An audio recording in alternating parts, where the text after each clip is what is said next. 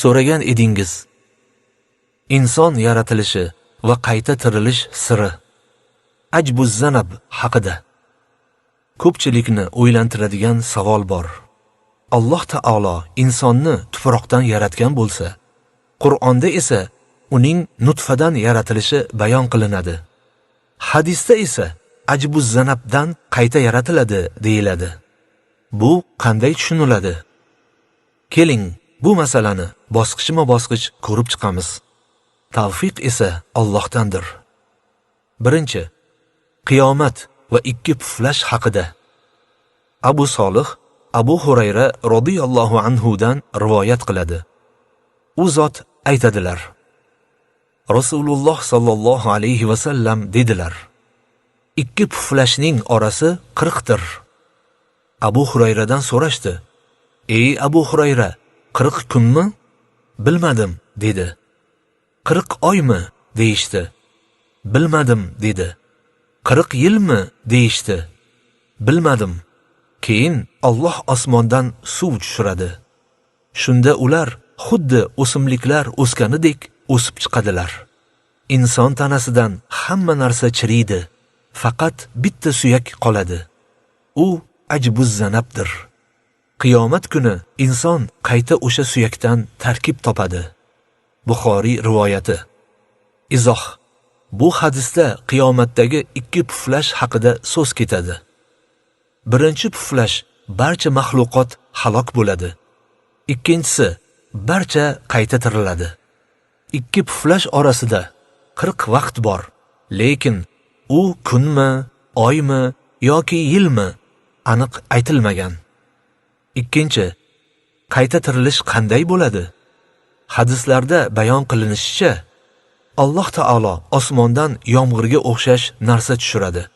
Shunda insonlar o'simlik kabi yerdan o'sib chiqadilar. Ammo muhim nuqta: inson tanasidan hammasi yo'q bo'ladi. Faqat bitta kichik suyak, ajbuz zanab qoladi. Ajbuz zanab nima o'zi? Imom Muslim rivoyat qilgan boshqa hadisda Rasululloh sallallohu alayhi va sallam: har bir odam farzandi chirib yo'q bo'lib ketadi. Faqat ajbuz zanab qoladi. Odamzod shundan yaralgan va yana qaytib shundan tarkib topadi deganlar. Izoh: ajbuz zanab umurtqaning eng oxirgi pog'onasida, dumg'azada joylashgan sedanidek urug'. Bu umurtqaning eng past qismi, quyruq suyagi ildizi. U inson urug'i hisoblanadi. Odam o'lib, vujudi chirib, tuproqqa qo'shilib ketishi yoki kuyib kulga aylanishi yoki biror hayvonga yem bo'lishi mumkin, ammo ajbuz zanab qoladi. Qiyomat kuni osmondan yoqqan suv ta'sirida odamning jasadi xuddi o'simlik yomg'ir ta'sirida o'z urug'idan unib chiqqanidek unib chiqadi. Alloh taolo haloyiqlarni tiriltirishni istagan payt o'sha kichik narsadan ularni qayta tarkib toptiradi. Qabrlardagi jasadlar inson shakliga kiradi. Shundan so'ng Alloh taolo Isrofilga amr etadi. U surga qayta tirilish nafxasini uradi. Shunda ruhlar tanalariga qovushib, insonlar qabrlaridan chiqib keladi. Alloh taolo bu haqda marhamat qiladi. A'udhu billahi minash shaytonir rojim. Wa nufikha fis-suri fa idhahum minal ajdathi ila robbihim yansilun. Ma'nosi: qiyomat kuni sur chalinishi bilan birdaniga ular qabrlaridan Parvardigorlari sari sug'urilib chiqurlar. قالوا يا ويلنا من بعثنا من مرقدنا هذا ما وعد الرحمن وصدق المرسلون. Ular holimizga voy, kim bizlarni uxlayotgan joyimizdan uyg'otdi deganlarida ularga aytilur: mana shu Rahmon va'da qilgan va payg'ambarlar so'zlagan rost narsa qiyomatdir. Yosin surasi 51-52 oyatlar. Ulamolar aytadilar: ajbuz zanab Bu inson tanasidagi birinchi shakllana boshlaydigan asosiy nuqta va qiyomat kuni qayta yaratilish shu asosdan boshlanadi. Savol: bu Qur'onga zid emasmi? Alloh taolo Mo'minun surasida marhamat qiladi. Qasamki, biz insonni, ya'ni odamni loyning sarasidan yaratdik. So'ngra uni, ya'ni inson naslini avvalo mustahkam qarorgoh bachadondagi mani qildik. So'ngra bu manini lahtaqon qilib yaratdik. Bas, lahtaqonni parcha go'sht qilib yaratdik. Bas, parcha go'shtni suyaklar qilib yaratib, bu suyaklarga go'sht qopladik.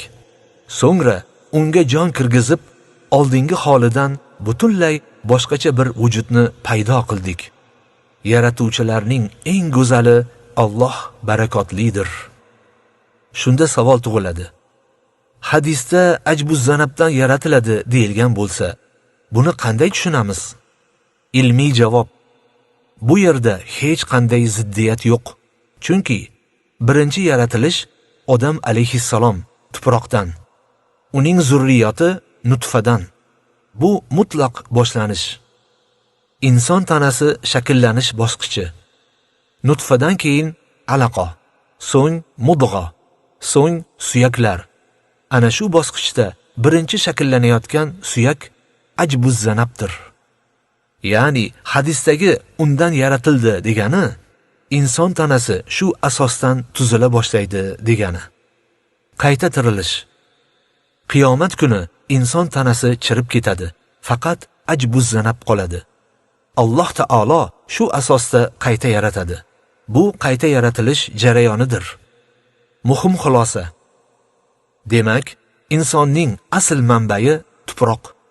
Dunyodagi yaratilishi nutfa orqali. Tanasi shakllanishda ajbuz zanab asosiy nuqta. Qiyomatda esa yana shu asosdan qayta yaratiladi. Ya'ni bu uch holat bir-biriga zid emas, balki bir zanjirning bosqichlaridir. Tafakkur uchun. Alloh taolo insonni yo'qdan bor qildi. Keyin unga o'lim berdi. Keyin yana tiriltiradi. Bir kichik suyak orqali butun insonni qayta yaratish Allohning buyuk qudratiga ochiq dalildir. Yakuniy xulosa. Ajbuz zanab haqidagi hadislar Qur'on oyatlariga mutlaqo zid emas. Aksincha, ular inson yaratilishining turli bosqichlarini bayon qiladi va qiyomat haqiqatini yanada aniqroq tushuntiradi. Alloh taolo bizlarga yaratilishimizni anglab, qayta tirilishga tayyor bo'ladigan qalb nasib etsin. Amin. Ya Robbil alamin.